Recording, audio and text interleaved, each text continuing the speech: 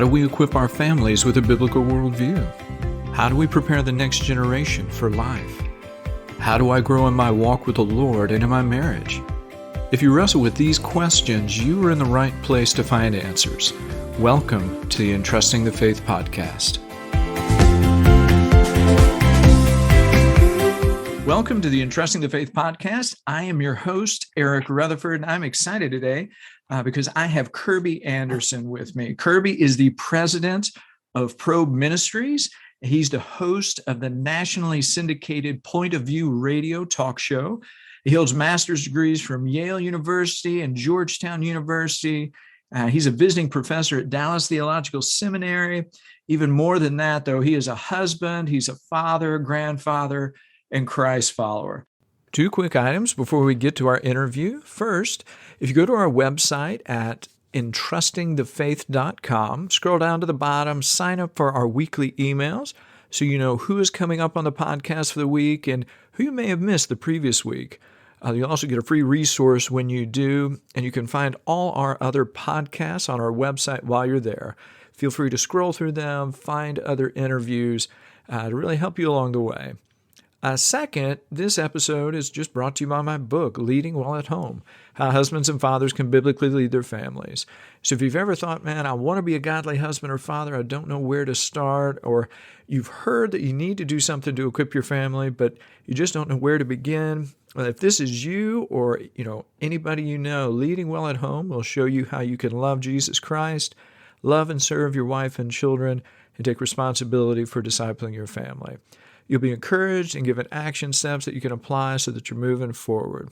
Okay, now let's jump into today's episode. Kerby, welcome to the show. Eric, thank you so very much. Great to be with you and looking forward to our conversation today. Oh, thank you. I've been looking forward to it as well. So one of the things that you have been doing or that you have come out recently with is the Religious Views and Practices Survey. So what exactly is it and what were you trying to measure? Well, one of the things we did at Probe Ministries, which has been around really since 1973, we're coming up to our 50th anniversary, so that'll be kind of interesting as well. But a little over 10 years ago, we began to do a survey, which was one of millennial believers. So it was looking at really born-again millennials, and we had been following that for some time because we realized that that was one of the issues we had been dealing with. We do a lot of worldview apologetics kinds of material. So it seemed appropriate that 10 years later, in 2020, we would do what is called this Religious Views and Practices Survey. But we wanted to look at broader issues than that. We wanted to look not only at what's happening in the born-again community, but we wanted to look at not only Generation Y, which would be the millennials, but Generation Z, and in particular, look at what we call the unaffiliateds. Now, many of your listeners probably have heard that called the nuns, but sometimes people get confused when we talk about the nuns. So we talk about people that ultimately are unaffiliated, that when they are asked a question, what's your religious preference? They will say atheist, agnostic, or no preference. And so this was an attempt to not only look inside to what was happening in the church or for people that are Christians, but to look at the broader issue, which is why we did a survey of more than 3,000 individuals so that it would be comparable to the kind of surveys that you get from Pew Survey, the GSS Survey, Gallup, and those kinds of things. And it has given us a chance to really look at a number of different factors, which I know we'll get a chance to talk about today. Wow, that is exciting. So you went, it's a validated, it's a huge survey with a great sample size. So when you went into this one versus the 2010, what were your expectations, or did the results, I know when you go into a survey like this, you really want to go in, I say with an open mind, just to see what the data says. But I guess, what did the results turn out to be compared with what you thought they might be? Well, and two things we would have known, Eric, probably. One of those is that probably the number of unaffiliateds would go up. And there was no surprise. That's exactly what took place. The surprise came with the idea that it went from about 13% to almost 36%. So it almost tripled. So first of all, of the younger generation, the so-called emerging generation, that would be Generation Y, those born after 1980, or Generation Z, those born after about 1996. Some people use a different date for that. And so the younger generation tended to increase. No real surprise in terms of the number of people that list themselves as atheist, agnostic, or no preference. And so that was one of our expectations. It's just that it exceeded our expectations in some really dramatic ways. The other part of that is we also expected that evangelicals probably wouldn't be as significant, but maybe the drop-off wasn't all that we wondered about. But we were able to, in many cases, answer a lot of what I consider to be the myths that, unfortunately, a lot of Christian leaders have tried to actually portray. One of those is, Eric, that, well, we know that young people actually leave the church after graduation. They maybe go into the military, they go to college, they go into the workforce. We know that they sometimes take a break from church. But the argument has always been that, well, these are individuals that eventually will come back again, like the swallows to Capistrano, they'll show up at church again. And the sad reality is we were able to demonstrate not only are they not coming back, but a significant percentage of those individuals actually that were in church had actually left the church. So that was helpful because we sometimes have well-meaning Christian leaders. I've seen articles in Christianity Today and World Magazine and other places that will make that case, which is one of the reasons why we published a piece recently in Christian Post, which simply said they're not coming back.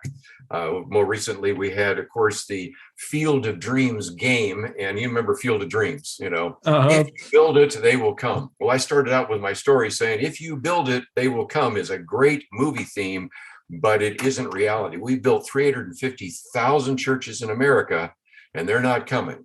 Now, as we get into this, we can talk about what churches and pastors can do, but this is why these results, in some respects, were what we expected, but in a few cases, really exceeded our expectations.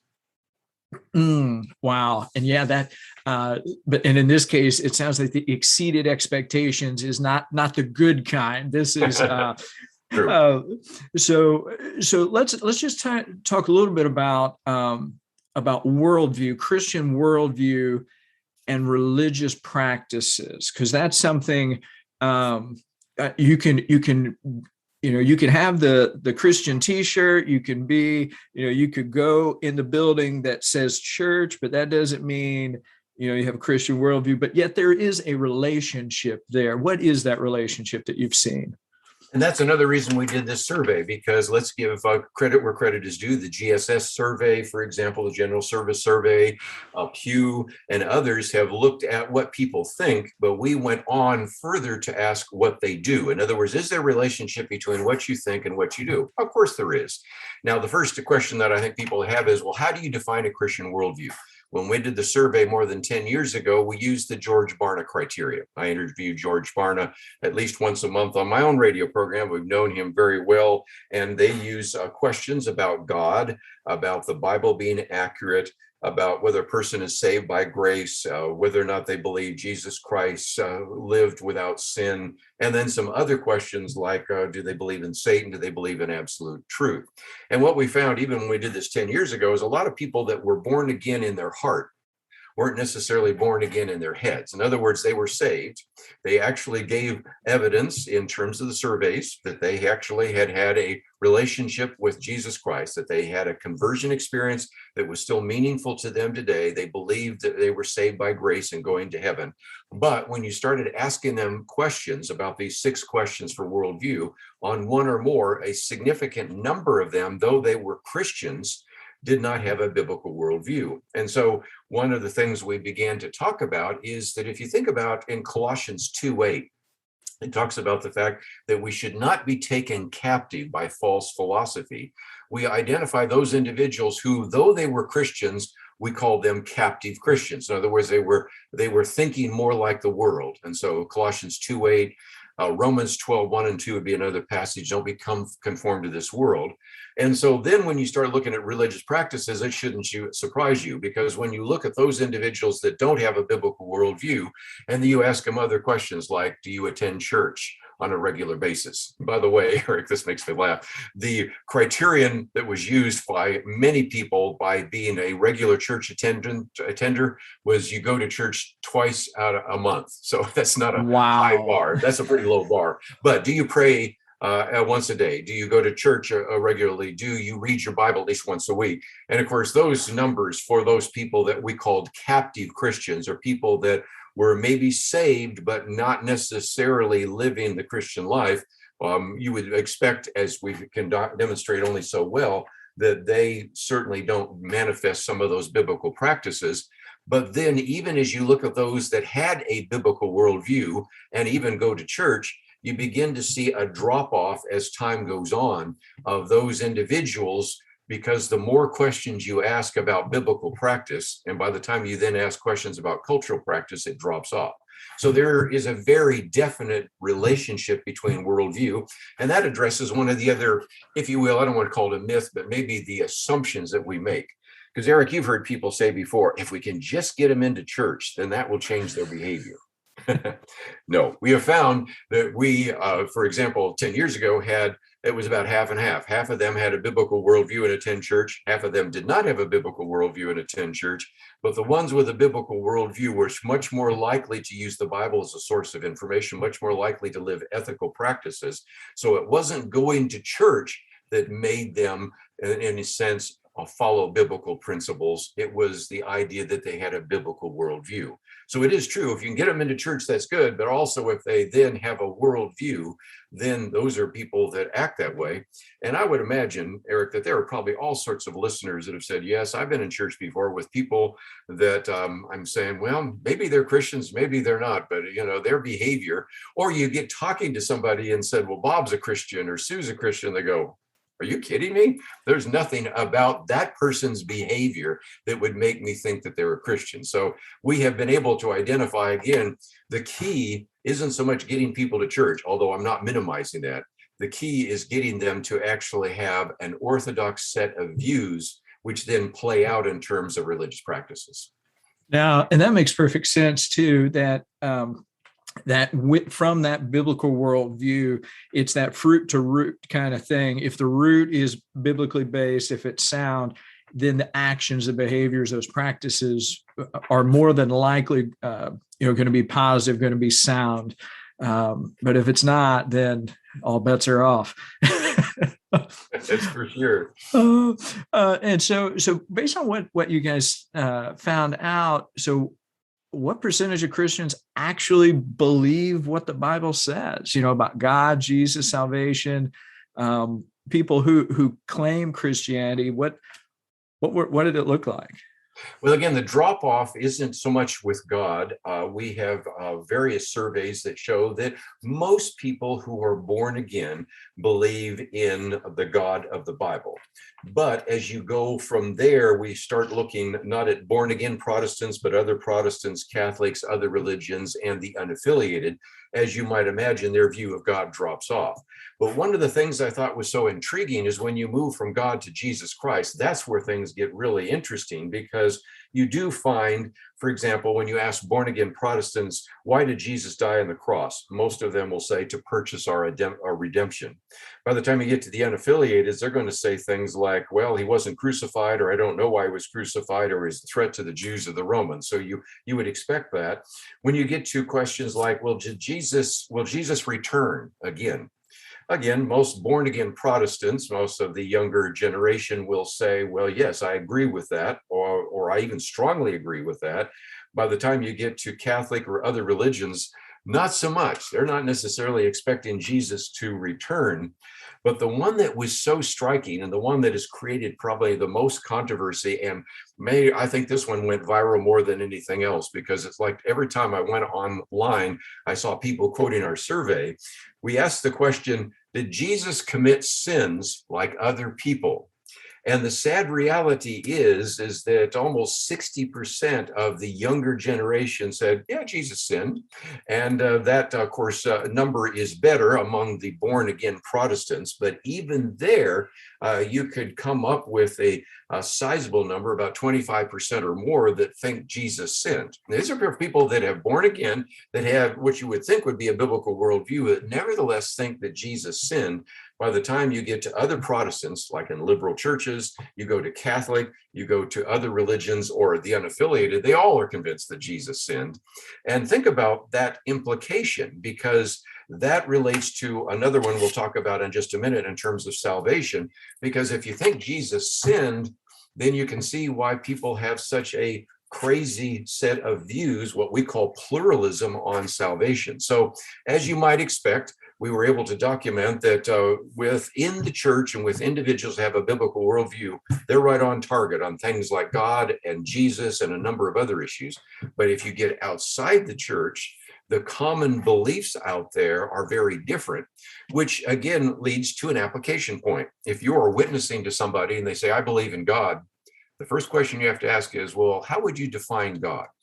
Because they might define God as somebody that started the universe but walked away. That would be deism. They might define God as pantheism, that God is everywhere. Or they might just think, well, we all have God in us, and so I believe in God. And so it's going to be important, even more so in this society with this cacophony of voices and different voices and non-biblical ideas, for you, when you are engaged in evangelism, to define what you mean in terms of God. Yeah, and that's really powerful, and something that we need to think on is making sure we are using the same words to mean the same thing, right? So that God, and so asking those qualifying questions and tell me more, and can you elaborate? Yeah, because we can all say the same thing, but very clearly we can mean very different things. Now, kind of building off that question, you talked about salvation, and you mentioned salvation, and clearly, the question, did Jesus live a sinless life, is foundational for the Bible and for salvation, all of those things. And so when we disagree there, when people hold a wrong view, what kind of things did you see with salvation? How did they think they could be saved, or did they even need to be saved? Well, again, this is, like I said, the one that just kind of went everywhere. It went viral because one of the questions was simply this: Muhammad, Buddha, and Jesus are all valid ways to God. Now, the answer to that is you should disagree with that, as you might understand. And the reality is even among born-again Christians, only 40% of them disagreed with that. If they were 40-something, about 35% disagreed with it if they were 20-something to 30-something. In other words, you had a majority, even among the born-agains, who said, oh, I believe that I can be saved by Jesus, but I also believe that you can be saved through believing in Muhammad and Buddha and other likes. And so this, I think, illustrates again that the younger you are, the more likely you are to believe in pluralism. Of course, the difference between 40% and 35% isn't a great deal, but you can see this precipitous decline as we move from those that are 40-something to those that are 30-something to those that are 20-something. And I think, Eric, it really illustrates the fact that in this world that the younger generation grows up in, they see so many individuals, they are in contact with so many individuals through Facebook and Twitter and MySpace, and in the past, as well as through a variety of different things and Twitter and on, and just interacting with people of different faiths and religion, that they sort of feel like it's unfair to talk about the fact that Jesus is the only way. Now, we all know, if we're Christians, that if you go to John 14:6, Jesus sort of solves that question for us, answers that question. I am the way and the truth and the life. No one comes to the Father but through me. But what you found is whether it was on CNN or Todd Starnes or The Blaze or a number of others, they all had the headline, 60% of born-again Christians believe that you can be saved through Muhammad and Buddha as well as Jesus.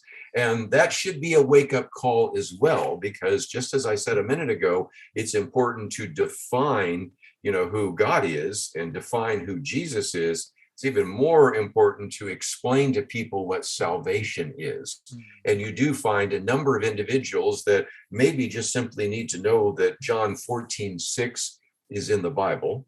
I am the way, the truth, and the life. No one comes to the Father but through me. Also, that they recognize they're saved by grace, Ephesians 2:8 and 9, that we're saved by grace through faith rather than by works. Those are really important issues. And this is why the survey reminds us that we certainly have work to do if we're going to reach out to this next generation. Absolutely. Yeah, because the idea that, it's that total pluralism issue that's pervasive, and it has been in various, throughout history. It's not unique to today, but it's growing in leaps and bounds, at least by those who say they are believers.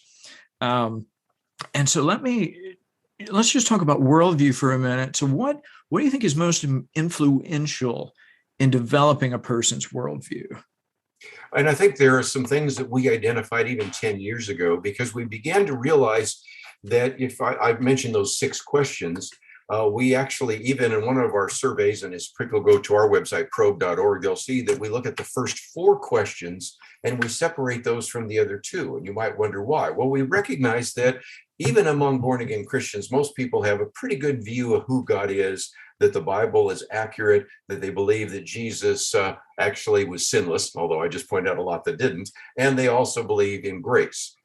The fallout comes when you get to the issue of, was Satan a real being or just a symbol of evil, and the issue of absolute truth. So what I would suggest is that churches that are really thinking about wanting to make sure that everybody has an orthodox view, they might pay attention not just to the top 4, but the other 2. And we, years ago, because people said, okay, you smart guys, you've identified these problems. Do you have a solution for it? Yes, we have a church program called Periscope. We've made this available to churches around the country, which has a book that you can read a piece each day on this, 49 different small chapters, and over 7 weeks, pastors can preach 7 sermons. We have CDs that have all the music produced by an award-winning Dove award-winning artist, as well as all sorts of music in case you have an orchestra or guitars, whatever you have in your church. And then videos, none of us old guys are on it, but young people are on it, to really get them to actually understand that. But if you go through the series, the first week pretty much is worldview. The second week, which surprises everybody, is on Satan and spiritual warfare, because we actually have found that that's one of the drop-off points. And my argument, Eric, is how could you be effective in spiritual warfare if you don't even believe Satan exists, if you don't even believe that there is spiritual warfare? And then the third week gets into the issue of absolute truth, because just as the younger generation tends to believe that you can be saved by Buddha, Muhammad, and a number of things, they also tend not to believe in absolute truth, that there's anything that's absolutely right or absolutely wrong. So back to this idea of worldview, one of the recommendations we make for pastors is you cannot assume when you come into the pulpit, or if you're a Sunday school teacher or Bible teacher, you can't assume that when you stand before a Sunday school class, that everybody in the class, everybody in the church has an orthodox view. So sometimes it's worth coming back to maybe doing a series on the essential gospel. Matter of fact, my own church is doing that right now. Just some kind of basics. When, of course, we have a football season going right now, but when they actually go and talk about playing football, they work, first of all, with just the fundamentals, before they even get into the complex plays. Well, there's a sense in which sometimes we need to bring the church back to the fundamentals, because in that survey that we did 10 years ago, we then made available to many churches the opportunity for them to survey their congregation and see where they stood. And I would have to tell you, Eric, that even in churches where there was good Bible teaching from the pulpit, there were still individuals we could identify that did not have a biblical worldview. So sometimes people don't have a biblical worldview because it's not clearly communicated from the pulpit. If it's misty in the pulpit, it's foggy in the pews. But the bottom line is that sometimes, even when it's accurately communicated, sometimes people don't hear it. And that brings us to something else, which maybe in a future podcast we can talk about, because we've done a lot in terms of the impact of social media. You've got to think that the average young person, Generation Y, Generation Z, some of the surveys that have been done by the Kaiser Family Foundation identify that as maybe they spend in the past about 10 hours a day in front of a screen. Could be a computer screen, a video screen, could be a cell phone. I think that number is up to about 15 hours a day now for some, but we'll just keep the 10 hours. 10 hours a day for 7 days is 70 hours of input.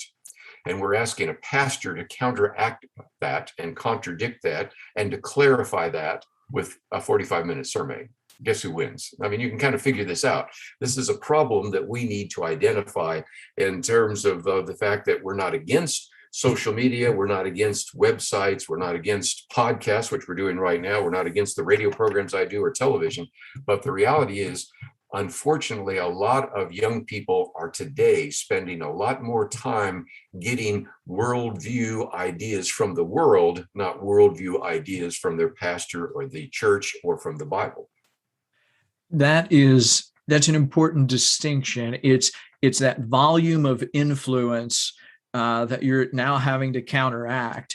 So, and I definitely want to get to let's hit the church question. Then I want to ask about families.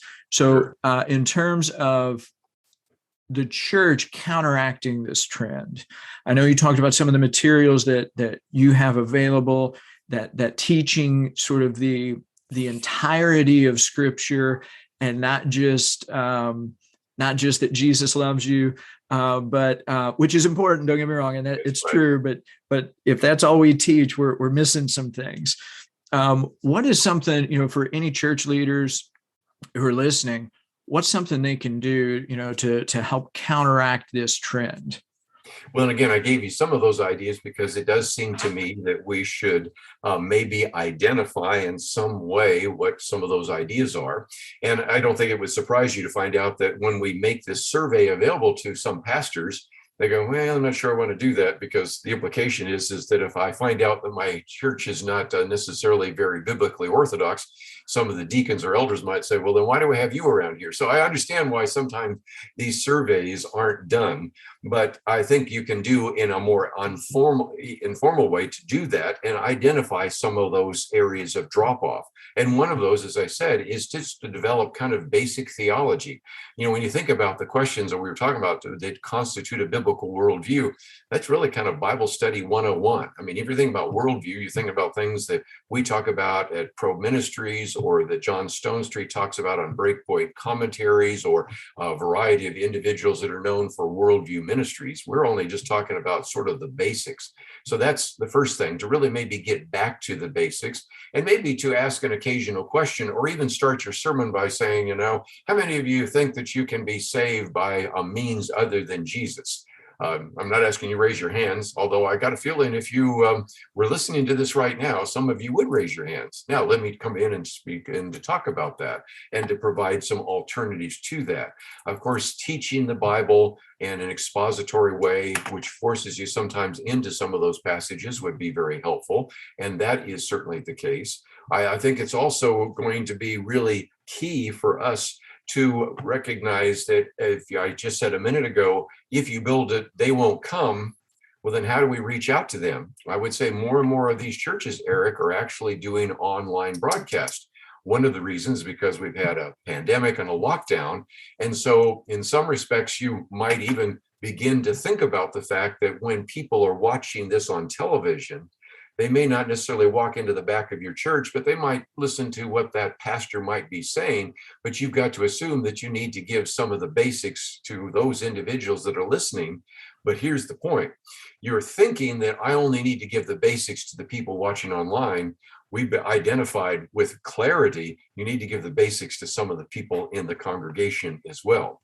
You might say, well, they're really dedicated Christians and they come to church each week and they serve in the church. Yes, but when you ask a couple of key questions, especially of the younger generation, Generation Y and Generation Z, even though they're saved in their heart, they may be serving in the church, they aren't necessarily thinking biblically about every area of life. So I think the churches really need to think for a few minutes about how we can, in some respects, not only minister to those in the congregation, but minister to others that may hear this on radio or television, and recognize that some of the same kinds of definitions you would have to provide and some of the same kind of information you have to provide to the watching world, you really need to also apply to people in your congregation.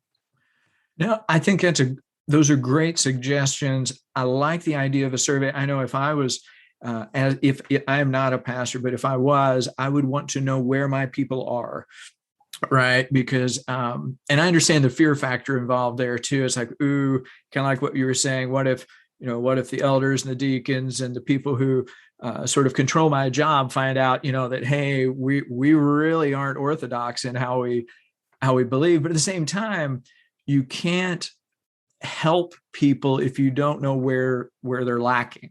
Right. And so I think that's powerful. Now, let's just take like a step lower in the org chart, so to speak, and let's just talk about families for a second, because I know with Worldview, so much of it starts at a very young age, and parents have, the influence they have on their kids can be great, either for good or for ill. So what can parents do to better equip our children with a biblical worldview? And again, people might be saying, where could I find some of those resources? First of all, you can go to probe.org, because we did, for example, a week of radio programs on how to talk to your kids about creation, a week on how to talk to your kids about evolution.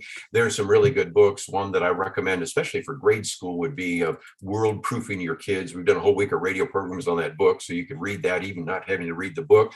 Of course, when you get a little bit older, there's so many things, Summit Ministries and all sorts of great people there have done Understanding the Times and on and on. So those are there.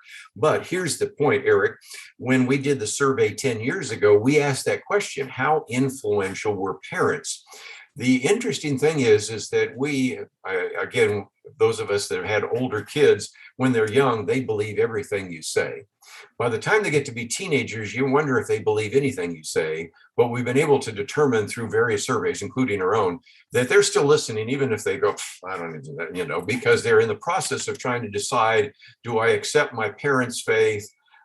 How do I make it my own? And of course, we have a mind games camp that we do every year to prepare high school juniors and seniors for what they're going to encounter on College Summit Ministries as a 2-week program. There are various ways in which, of course, those exist. But as you said, a lot of this happens much younger.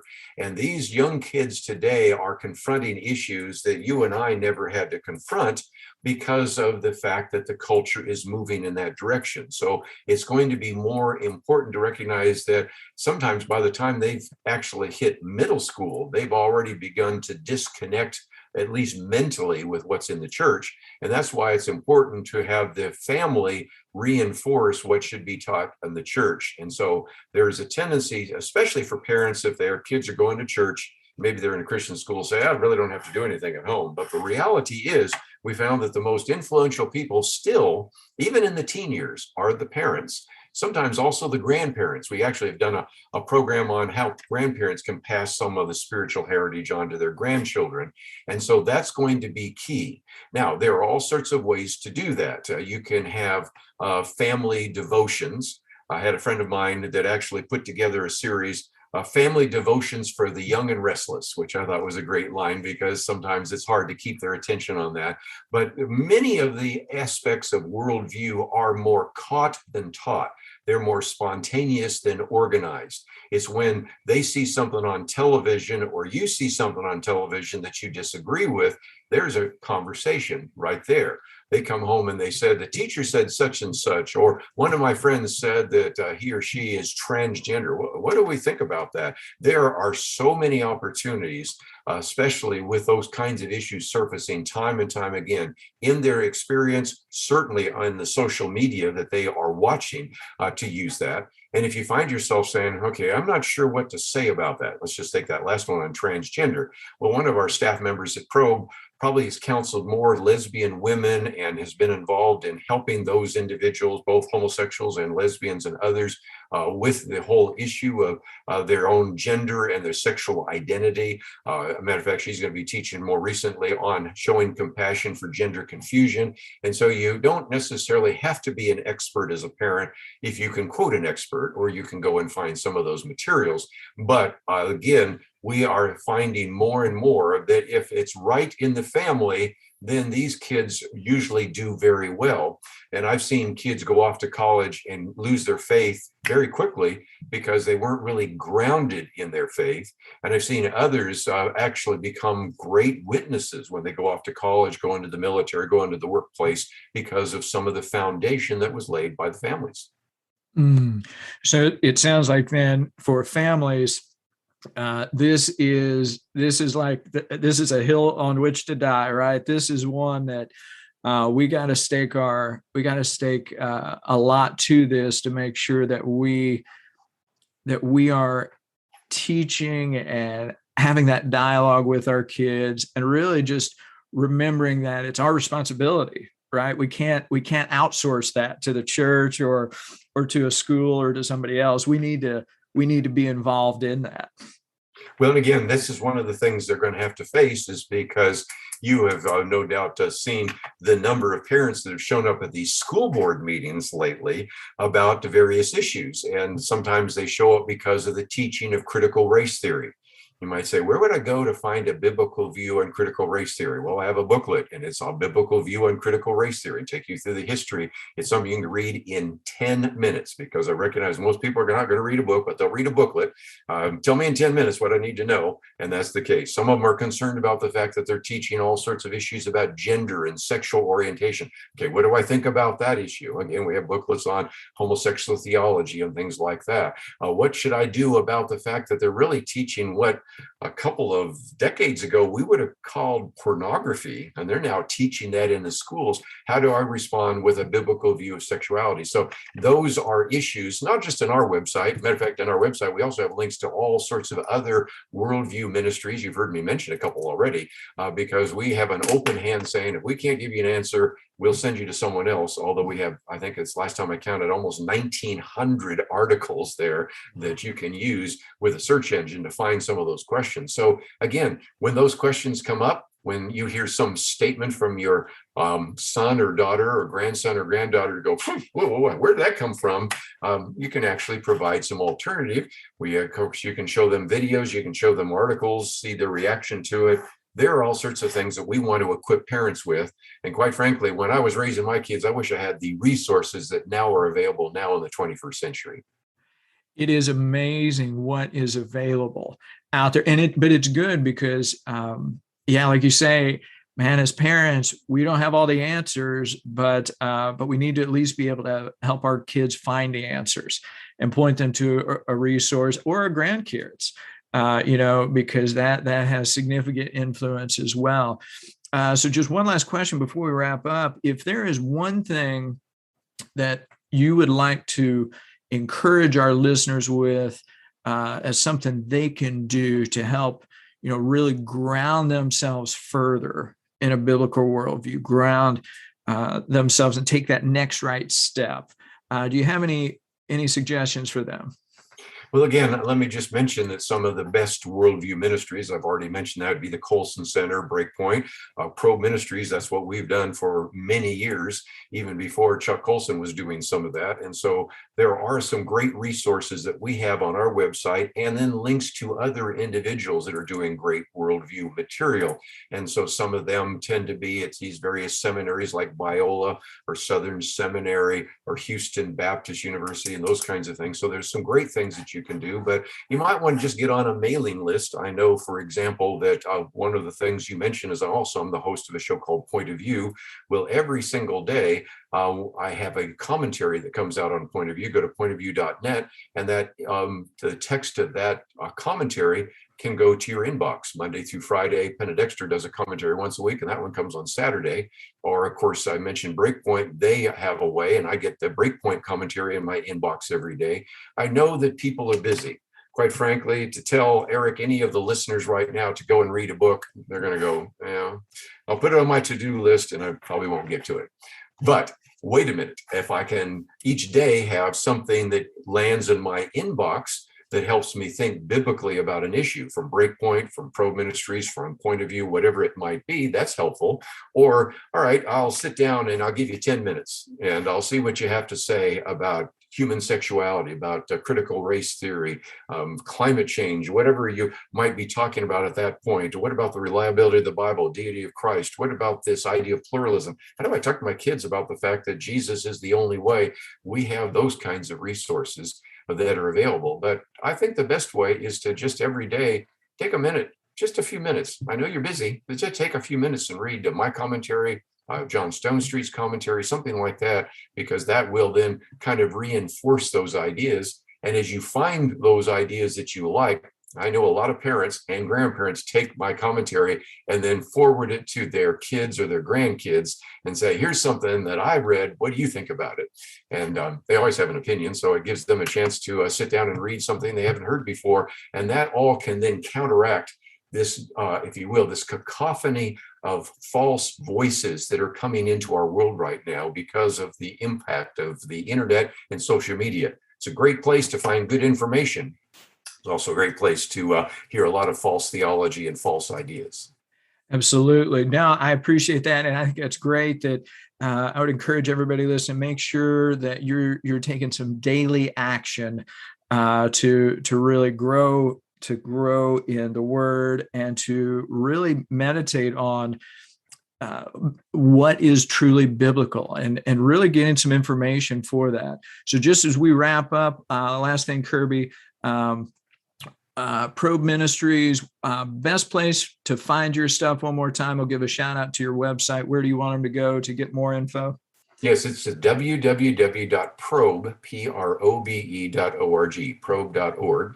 And of course, let me just underscore what you said about reading the Bible. That's another thing. We find that very few Americans read the Bible, and yet every day they carry it around on their cell phones. And so we have more access to the Bible than ever before, but we aren't reading it. So start with the Bible. I'm sort of assuming that, but maybe that's not an assumption I should make. And then get something else that will cause you maybe to want to even dig deeper into the Bible to learn more about what the Bible has to say about all these issues we confront every single day. Awesome. Well, I applaud that. I will encourage that too. And everybody listening, I'm going to put all that information in the show notes, the websites, the resources, so you can find those. Kerby, thank you for joining me today. This has been just a gift and a pleasure to have this conversation.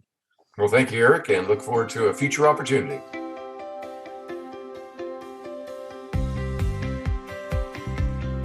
If you found this episode helpful, please leave a review for us wherever you listen to podcasts. Doing so will help others to find us. Check out the show notes for resource information. We encourage you to do that for links and other references. We'd like to hear from you, so you can message us your questions or comments on Facebook, Instagram, at Entrusting the Faith. You can email us at info@entrustingthefaith.com. If you go to our website, which is www.entrustingthefaith.com, you can sign up to our email list and receive free resources as well as upcoming podcast episode information. So check it out. Lastly, just remember, legacies are built a day at a time. So start now.